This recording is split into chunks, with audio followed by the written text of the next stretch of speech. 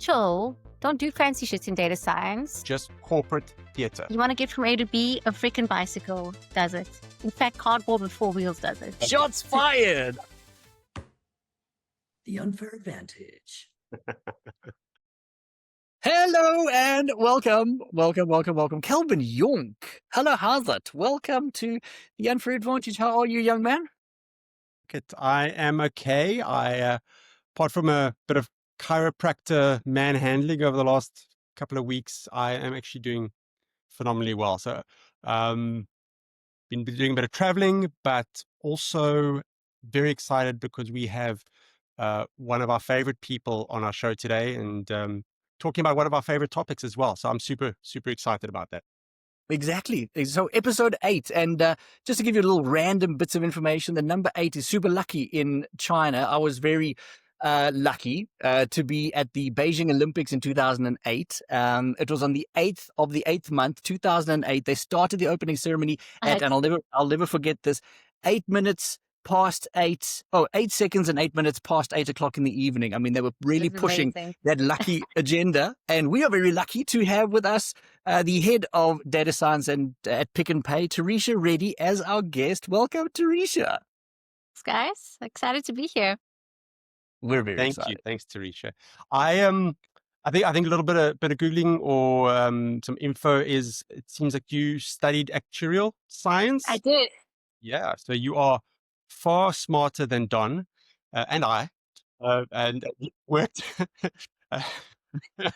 and I know, I mean, we've known each other since a little bit before your current stint, but I mean, you've worked in the finance sector, e-commerce, telco, retail. I mean, so you probably have a good idea of how different organizations operate across the board. And before I get to you, I saw this LinkedIn post by Lazolo Ndamazi, and I have to read it because it says, most data strategies fail not because of technology, but because executives treat data as an IT problem instead of a leadership responsibility. And until data becomes a boardroom issue, until KPIs include data quality and decision latency, and until leaders are held accountable for using that data, not just collecting it, every data-driven ambition is just corporate theater. And I love that. It's a pretty bold statement, corporate theater. But this reminds me of your passionate energy behind getting leaders in business to really buy into becoming data driven, and not just saying it, but believing it and doing it. So how do leaders actually get this right? With a bit of a reality check. The challenge I've seen businesses have is you have data leaders who come in and want to do all the shiny stuff, which is just shiny stuff as in throw AI in there, throw data-driven in there, whatever that means, but minimal understanding of, okay, but how would it be consumed by business? Okay, but when we say business, what do we mean? Which teams, which departments? What's their data literacy? And that problem is exacerbated when that data leader sits in IT because IT aren't very business facing. So the way around it is, I guess as a data leader, you also have to have the doors open for you, right? There are very few corporates I've worked for, and I've only worked in large corporates where as a data leader, someone has to almost invite you in the room. You can't just say, no, I need to be there, because companies are still trying to figure out the value of data and where data should sit. Never mind AI. Let's not even get into AI yet. So you have to show value in output. And that's what worked very well for me is start simple. So for example, you're running a data science team. You know that you're servicing a team of buyers who still use Excel, but they make these pricing decisions. I use this example in any talk I have. They want to make pricing decisions. They need to figure out how to use data science. Their problem is that they make pricing decisions and they thumbsuck it. And the leadership and executive feel like we're losing margin, leaving money on the table. So as a data scientist, the most obvious model, price elasticity. Now, a data scientist would want to build a dynamic pricing model, and a data science leader would be like, absolutely, we're going to be the team that brags about dynamic pricing. But then the reality check is, hang on, what language do buyers understand? They understand Excel. Do they understand what dynamic pricing is? No. Start with elasticity.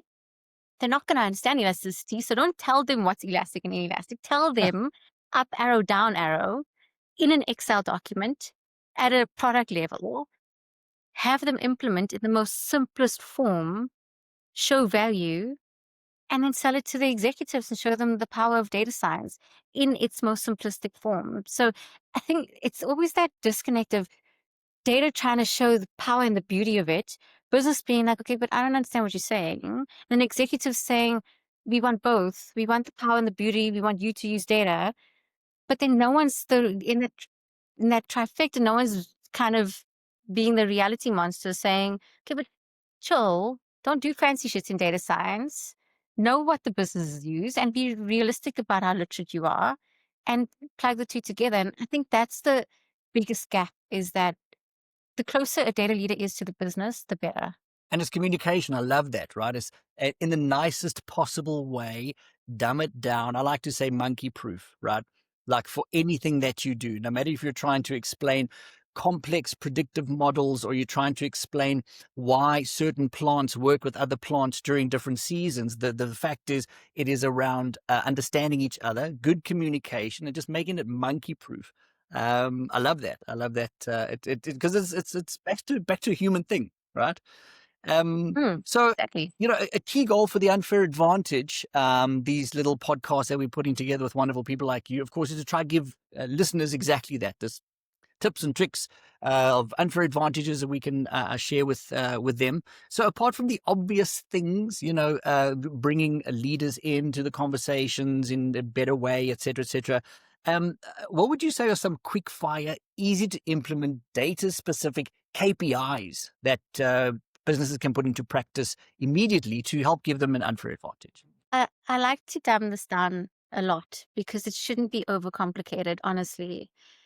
I always say they're three-ish. So the one is time to market. How long does it take you to get to an output? If it takes you too long, chances are the problem has changed and you're solving an outdated problem. So time to market is everything. It's how long does the data team take to deliver insight? Whether that insight is delivered via a machine learning model or good old-fashioned Excel analysis, how long did it take you to get something out to the business? Secondly is, how many projects do you deliver in a month? Now, you don't need Jira, you don't need a program manager, project manager, product data, product owner, blah, blah, blah. Just keep it simple. Document the projects your team's working on and count how many you output in a month. And then the third, which is kind of part of two, is value creation. Now, value creation is so typical. How do you measure that? The way I measure it is, what influence have you had on decisions? So you don't, an insight or an output from a data team doesn't have to result in X percentage uplift in sales and Y percentage decrease in costs or marketing efficiencies in spend. It can be as simple as influenced the strategy around how many freaking tomato sauce bottles you need to stock. If it has an influence over a decision, it's created value. Do you need to now figure out how much sales you made off the tomato sauce? No, you had an influence over the decision. And so I feel like we overcomplicate that a lot. And I would keep it simple, very simple like that. And you could kind of create sub KPIs off those three major ones, which is typical, but keeping it simple is my motto. Like, we don't need to overcomplicate these things. Sure. And just to jump into the first one, in terms of time to value, time is relative, right? So I suppose the business also needs to appreciate that some things do take a little bit more time. We're Yes. not going to Oh, yes. implement something and then tomorrow there's going to be all of the answers and we're going to save the world and double our bottom line, et cetera, et cetera. So what I'm saying is probably I would imagine every single business just needs to appreciate, and it goes back to the communication side of things, appreciate that we need to understand how long certain things need to take and how long certain things shouldn't take. Because then also if you have a free reign, then things just go awry, I suppose. Absolutely. And managing the expectations is, to me, the responsibility of the data leader, because the data scientist is going to want to build the most accurate model. But Sure. a data leader needs to manage upwards and your team. Managing a data scientist would be like, dude, it doesn't have to be 99% accurate. We're going off nothing. 90% accuracy is good enough compared to the thumbsuck and intuition we're using now. The managing upward would be like, I understand you want this quickly. If you want this in a week, you're going to have to settle for 50% accuracy. You may as well thumbsuck the damn thing.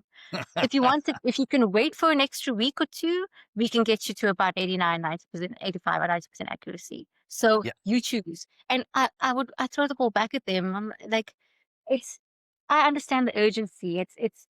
I find as a data lead, it's very important that you understand the commercial side of the business. So I always understand the urgency, but you also have to keep the like you said earlier, the communication really clear on managing expectations to those requesting and managing your own team to not drive for perfection. Because I like to use this analogy. You want to get from A to B, a freaking bicycle does it. In fact, cardboard with 4 wheels does it. Just start with what gets you there and then iterate and figure out what you need from there. Sure. Lovely. I love you. So you're talking about value coming from having an influence over a decision, right? And I just know from all of our years of social media reports, if somebody wants a report on their desk on a Friday afternoon at a certain time, and I've always kind of rallied against the fact, like, why? If you're not, if it's not influencing something you're going to do, then save the time reading the report and go do something else. If it's not being used in an actionable way. So I love that as a KPI. Did this influence a decision? Yes, no, tick. So that's very cool. Exactly. Yeah, and another thing that I find a lot of benefit in is stop, as a data team, stop putting so much pressure on yourself to output something that has to be productionized or in a dashboard or whatever. I entered the business, we had like, gosh, a dashboard for everything. It was a simple request that comes in, throw it in a dashboard. And I was like, no, guys, not everything needs a freaking dashboard. And I started to look at the request we're getting, and I'm like, guys, just do the analysis. I'll put the freaking thing in an email. And guess what? It was so much quicker, times a model, it's much quicker. Plus, we influenced the decision of a problem that was needed right now. They didn't have to wait for a dashboard to be evolved. So I like to emphasize that, and I've emphasized it a lot already, that the output doesn't need to be perfect. Even if an email does it and it influences a decision, you've done your job as a data person. Don, we have 1.5 minutes left. I think maybe time for one last quick one, if that's Yes. okay. Close us off.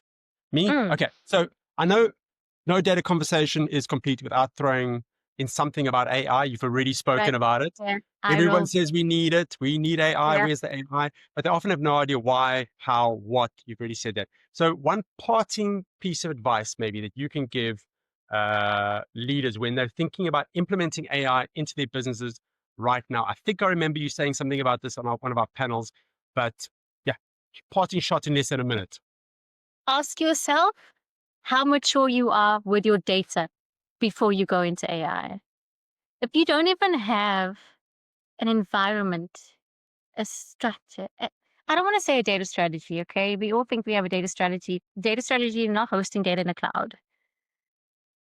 Just if you don't have a level of maturity with your data, then be realistic. There's only so much you're going to be able to do with AI. And you need to also ask yourself, do you want to use AI or do you want to do AI? Because there's a big difference. Shots fired. I love it. I love Yeah. it. I love it. As you can tell, I'm passionate about that topic. Yeah. Anyways. That's why we were excited to have you on. We know how passionate you are. Thanks, man. Terishia Reddy, thank you so much for being on our show, episode 8. Thank you. Thanks for having me. Yeah, it's always amazing to hear your insights and for you to share some cool things. So thank you again, and we hopefully maybe in a few episodes we'll have you back on again. I would love that. Thanks, guys. Thanks for the chat. Beautiful. Thank you. Take Ciao, care. ciao. Bye. Cheers. Bye. The unfair advantage.